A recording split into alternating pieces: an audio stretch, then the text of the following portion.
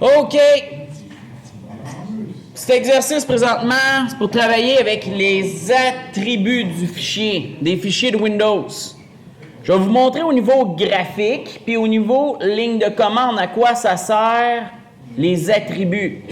C'est bon? Fait qu'on va faire la différence entre l'interface graphique puis la ligne de commande. Fait qu'on va regarder ensemble. Premièrement, je vous ai demandé de me trouver un poulet dans l'ordi. Là, tout le monde fait un poulet dans l'ordi. Je vois le nom du fichier. Dans le nom du fichier, il y a le mot poulet. On ne connaît pas son extension, je veux que vous le trouviez. Fait que là, ce que vous avez fait, tout le monde, vous êtes allé dans le CMD, vous êtes allé au niveau de la racine de l'ordinateur et vous avez cherché tout simplement poulet, parce que c'était dans le nom du fichier, il y avait le mot poulet. L'extension, vous ne le connaissiez pas, et vous cherchez dans tous les sous-dossiers du C.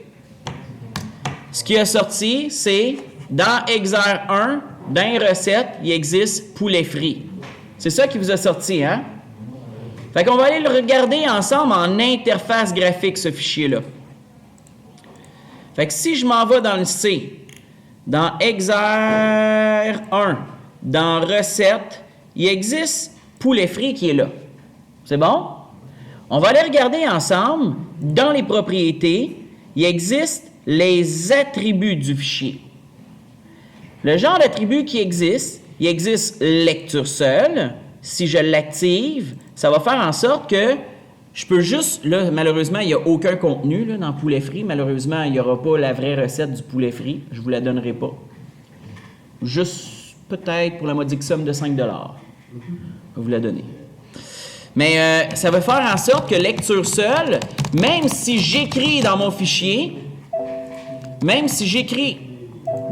puis j'essaie de faire fichier enregistré, j'essaie de faire poulet frit enregistré, et il va me dire, il existe déjà, voulez-vous remplacer? Non, ce fichier est en lecture seule.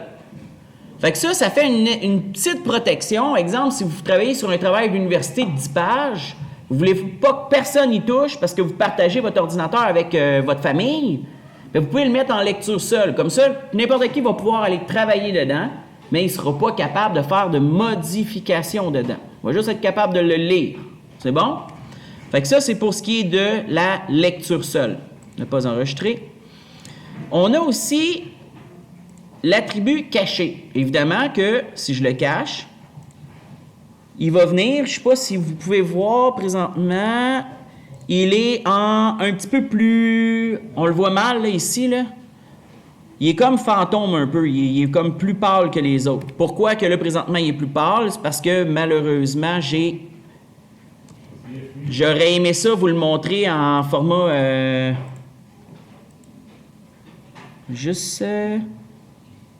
faire en sorte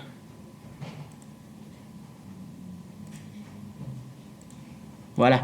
Parce que j'avais affiché mes fichiers cachés. C'est bon? Est-ce que là, il apparaît présentement? Non. Si on s'en va le voir aussi en ligne de commande, CD Exer 1, CD recette, je fais dire dessus. Est-ce qu'il apparaît? Non, il est caché. Il existe, mais il est caché. Si je veux le voir, je dois demander à ma commande dire de m'afficher les attributs cachés. Comment qu'on fait ça? En lui disant dire /A. Si je veux, je peux mettre 2 points plus l'attribut. Si je veux, c'est facultatif. Si on regarde, il y a entre crochets le 2 points. C'est bon? Qu'est-ce que je pourrais lui dire? Dire. Là, je suis dans les recettes. Je veux voir /A. L'attribut quoi? Caché. Oh, le seul qui est caché, c'est poulet frit. Vous avez vu ici? Et en ligne de commande, comment je vais faire?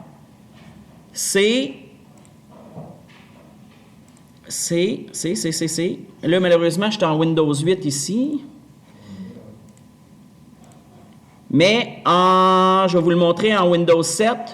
En Windows 7, comme vous pouvez voir, mes fichiers cachés sont encore visibles. Si je ne veux pas les voir, mes fichiers cachés, je vais aller dans le panneau de configuration, dans l'option des dossiers, dans l'affichage, et je vais descendre un peu plus bas. Je vais lui dire de ne pas afficher les fichiers et les dossiers cachés. Et par défaut, Windows ne montre pas les fichiers cachés. Il ne montre pas les extensions. Il ne montre pas non plus les fichiers protégés par le système d'exploitation. C'est bon? Et si je m'en vais voir, vous avez vu, les fichiers qui étaient cachés maintenant sont rendus inaccessibles. Fait que c'est un autre moyen de cacher ces fichiers, ça, pour pas que justement que votre petit frère vienne tout briser votre travail de 10 pages d'université. C'est bon? Ou votre recherche que bientôt vous allez faire. Est-ce que vous avez commencé à faire votre recherche, non? Fini déjà. OK, c'est bon. Et je vais enlever ça parce que les gens qui vont regarder la vidéo vont dire « Hein, photo sexy. » C'est bon.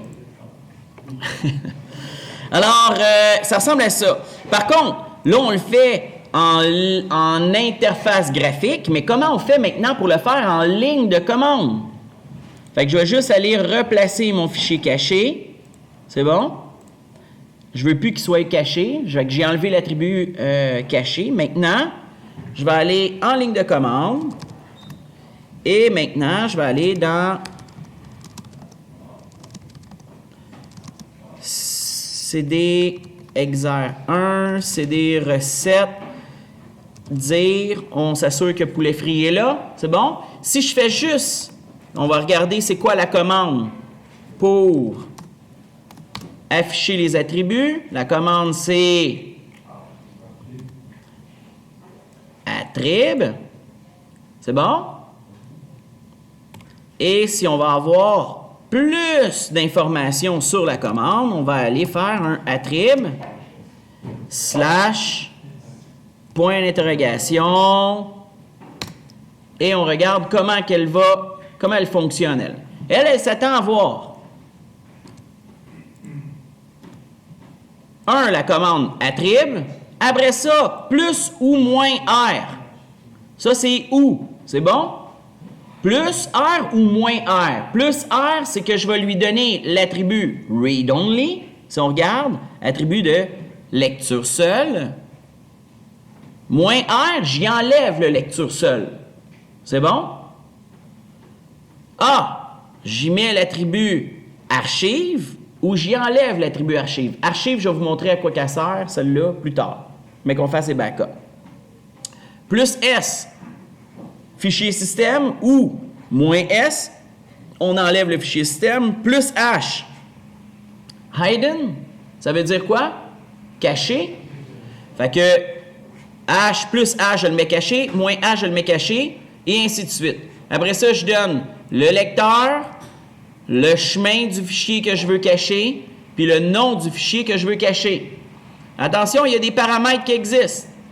Traite les fichiers correspondant dans le dossier actif et tous les sous-dossiers. Fait que si tu veux appliquer l'attribut dans tous les sous-dossiers de où tu t'en vas, tu peux le faire. Traite également le dossier lui-même et effectue l'opération sur les attributs des liens symboliques plutôt que sur sa cible. On va voir ça plus tard. C'est bon?